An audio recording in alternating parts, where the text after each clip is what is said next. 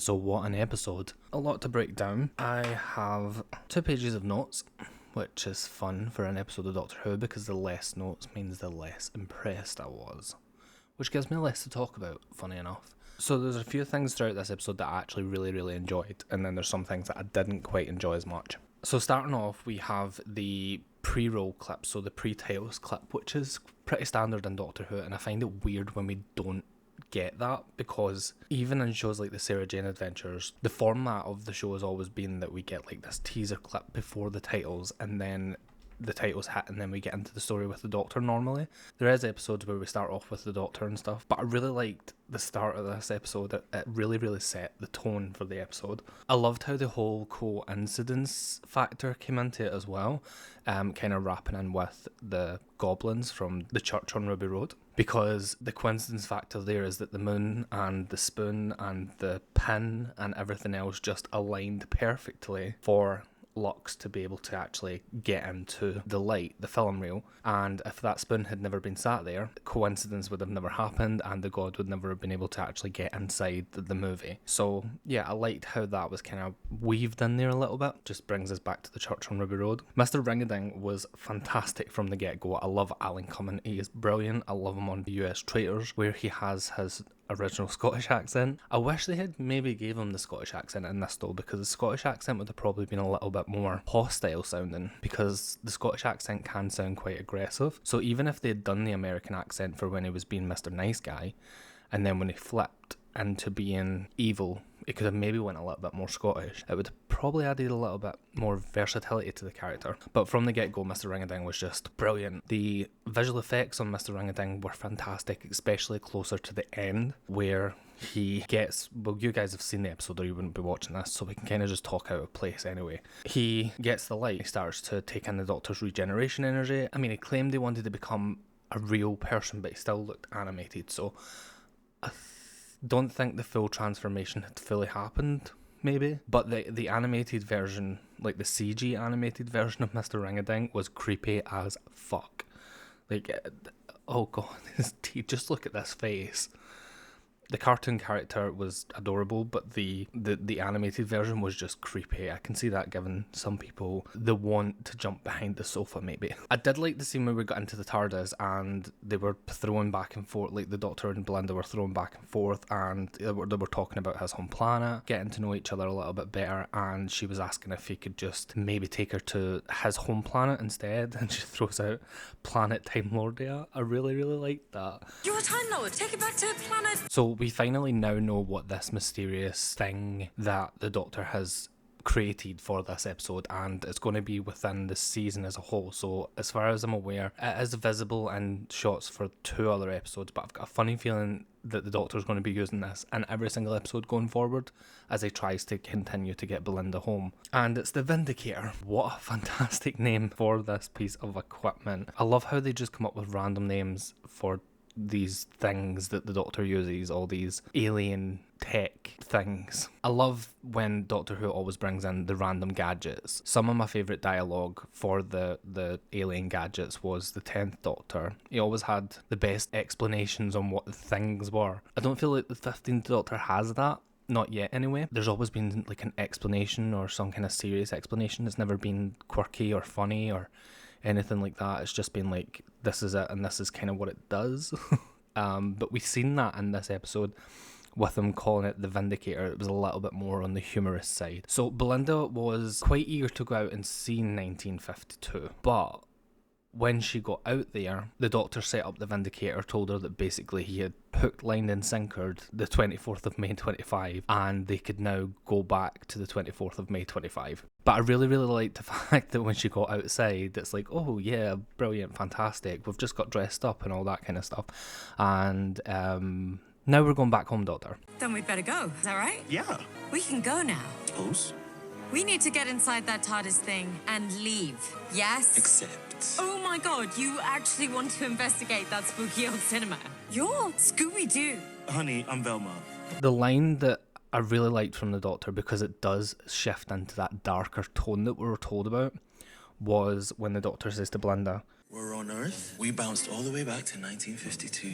Except you want to go home, so I'm going to pop out on my own. Not a chance, out of my way. You want to go home, so I'm gonna pop out on my own. Because that's some reverse psychology there. He's basically telling Belinda, you don't want to go out. It's okay, I'll just go out myself and you can stay here. And because he's basically telling Belinda that she's not allowed to go, it makes her want to go out even more.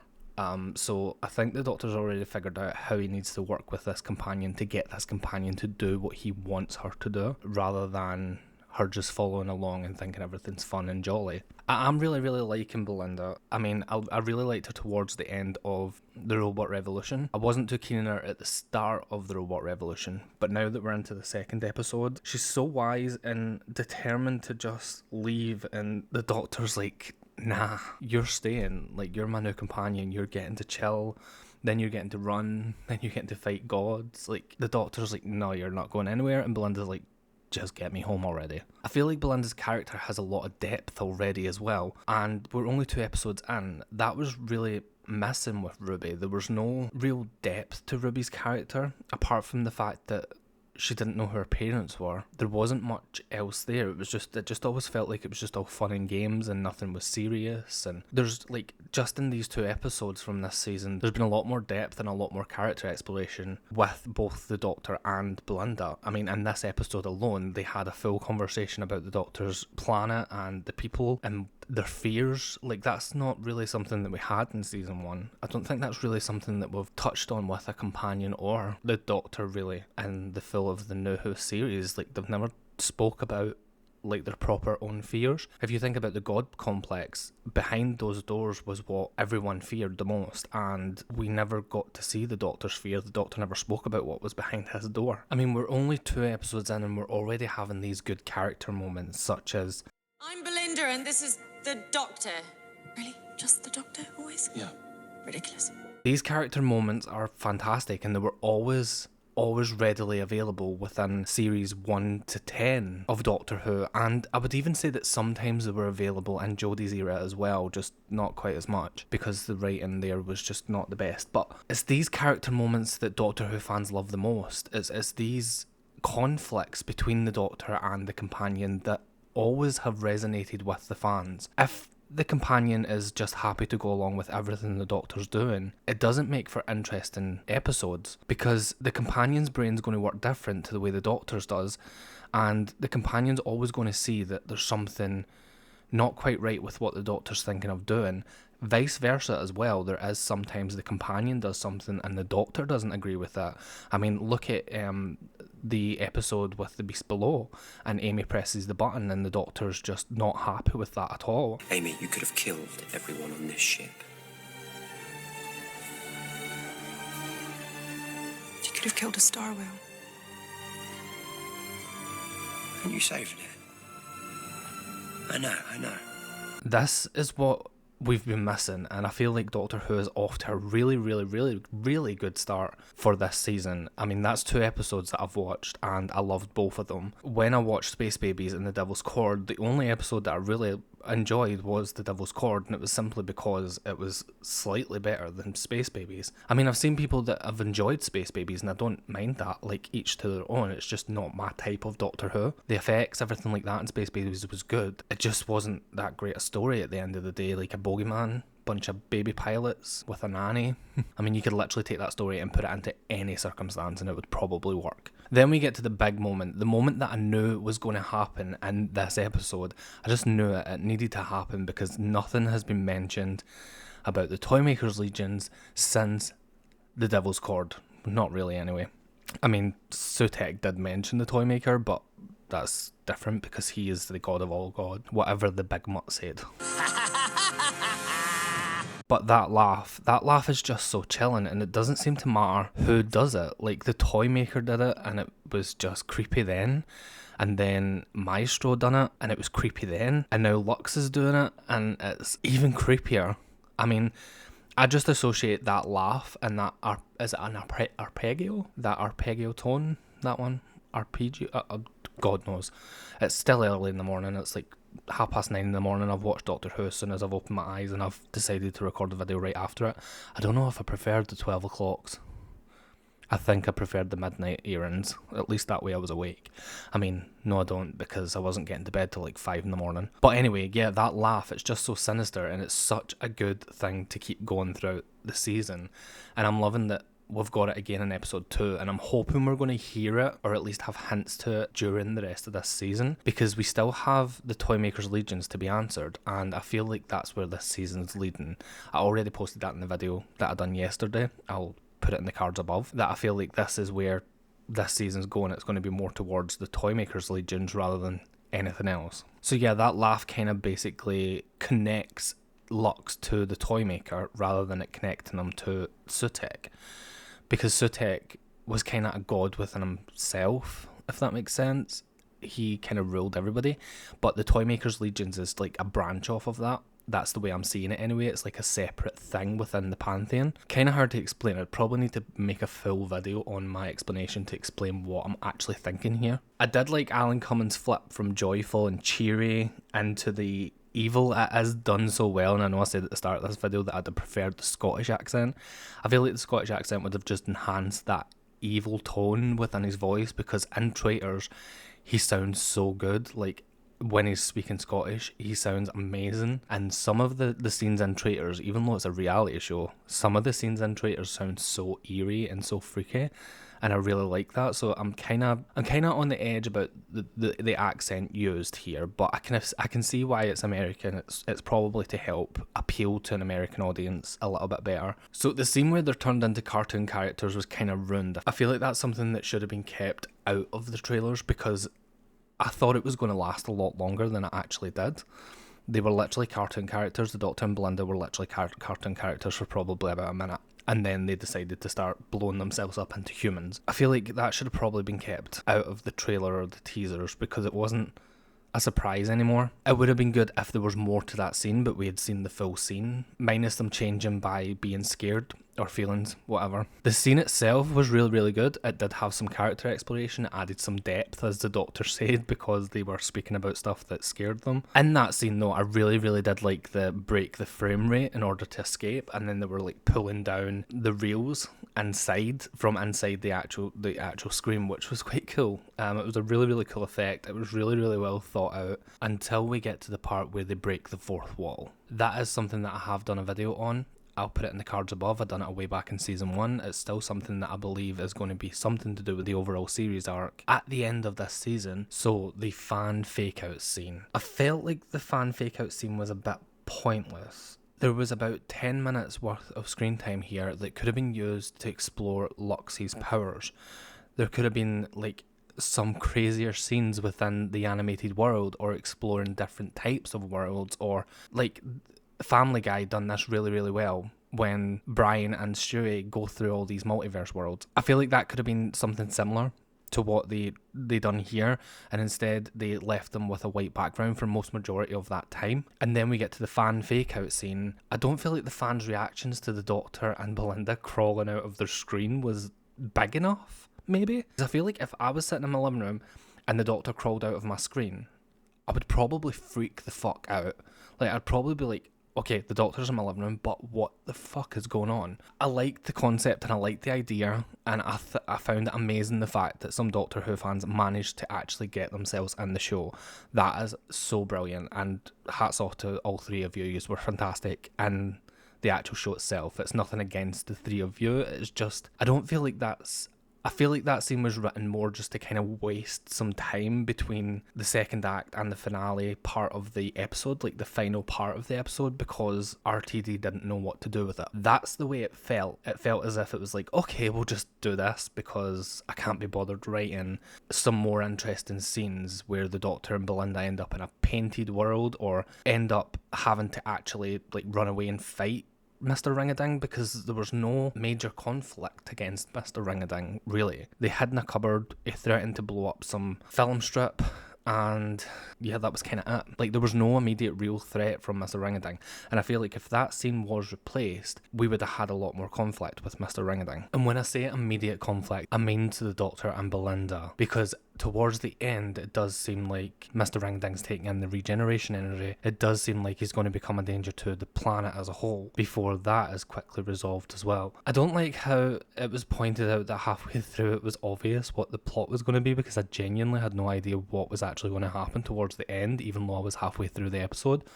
I don't know if it was because I was too busy taking notes or if I was just too tired to even notice. We'll see if I pick up on it on second watch, because I always watch these episodes afterwards for my own entertainment, because when you're taking notes you don't always focus fully on the plot, so you do miss some stuff. But yeah, it's not that I didn't like the fact that there was fans in the show, it's not that I didn't like the performances the fans gave, because their acting was fantastic. They did a really, really good job. They did show off the fact that they were over enthusiastic about the fact that the Doctor was there. It was just the overall initial reaction to that. Yeah, I feel like the reaction to that could have been heightened. It could have been over the top, because it's a really, really good moment to do it, especially when it's revealed that they are fictional characters rather than them being real. I feel like the only reason this could have been inserted here is to open up the minds of the fans and show them that fourth wall breaks is possible, so that you can understand something that's going to happen towards the end of the series. Because usually when something like this is input in here by RTD, it's because it involves something later on. Anyway, for this specific episode, it was rated 10 out of 10. Quite a bit, with some of the spoiler-free reviews, but I don't feel like that's going to be the case when people actually can say what they want to say and say stuff about the episode now that it's been released. I would give this one an 8.5 out of 10. It was a good episode. The story was good. The Mr. Ring-a-Ding song is going to be stuck in my head for days, because I'm Mr. Ring-a-Ding. Anyway, yeah, that's all I've really got to say on this episode. It was a good episode. As I say, as it continued, if I was to rate, because I didn't rate the Robot Revolution, but if I was to rate that episode, I would give that one a 7.5. Yeah, it's a full point up for this one. I don't know if it's just that the gods aren't landing the way that we hoped they would, because I feel like some episodes with aliens feels a lot more dangerous and exciting, and I feel like the gods should really feel 10 times more dangerous and exciting. But like, if you actually have a look, the only one that's actually impressed me really was the Toymaker, but I don't know if that's a little bit of bias, because I do love Neil Patrick Harris. So having him play the Toymaker was just like the best decision ever. He's basically like a god version of Barney Stinson, which is just fantastic. Yeah, we'll see where it goes. Hopefully it continues on the upstreak, because that's 2 episodes that I've thoroughly enjoyed. 2 episodes that I'd be happy to go back and watch again and again. So yeah, I'm happy. I'm looking forward to watching LUX later on tonight, and hopefully I enjoy it a little bit better when I'm watching it as a normal human being, rather than looking for things to pick up on or judge or love. It's hard when you're doing this, because you do have to watch it again in order to enjoy it as an actual fan and a viewer, rather than taking it at face value the first time you see it. But I love doing that. It's great, because normally I would watch a Doctor Who episode twice anyway, because there's always something that you need to pick up on, and you don't always catch that on first viewing. So yeah, after watching the Robot Revolution the second time, I loved the episode. It was fantastic. The acting within this episode, every single actor was phenomenal. Everybody in this episode literally pulled me into the scene.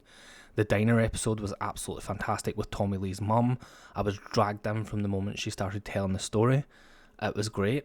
Didn't feel like a wasted moment at all. The music score was good. I didn't pick up on anything specific, because, as I say, you're focused more on the plot than what you are the music. At least I am anyway. The music comes last to me. It's never really been something that I've been entirely into. There's songs from Doctor Who that I absolutely love, soundtracks from Doctor Who that I absolutely love, but I'm more focused on the character growth and dynamics and stuff like that. I suppose being a character writer in books and stuff kind of makes me that way. Standout scene from this episode would probably be, it would definitely be Lux turning into the 3D animated version of himself, because that image is going to be burned in my brain forever.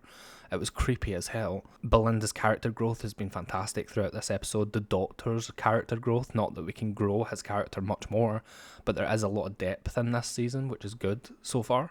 Mrs. Flood wasn't too mysterious in this episode either, which was cool. She wasn't evil, which is, well, I suppose she was kind of evil, but she didn't seem evil. She just seemed like as if she belonged there for some strange reason. Like, she fit in so well, but she knew the Doctor. Again, she knew the TARDIS. And she also hinted that this is a limited time series until May the 24th. Which, again, plays back to my theory about this being not a real season of Doctor Who.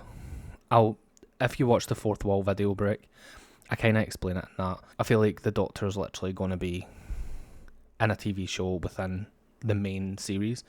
And I don't know how that's going to play out, but I feel like it's going to be good, hopefully, if it's done right. But yeah, that's all I've got to say. Let me know what you think down in the comments, and don't forget to like this video. Subscribe, of course, because we're trying to hit 4,000. And I'll see you in the next one.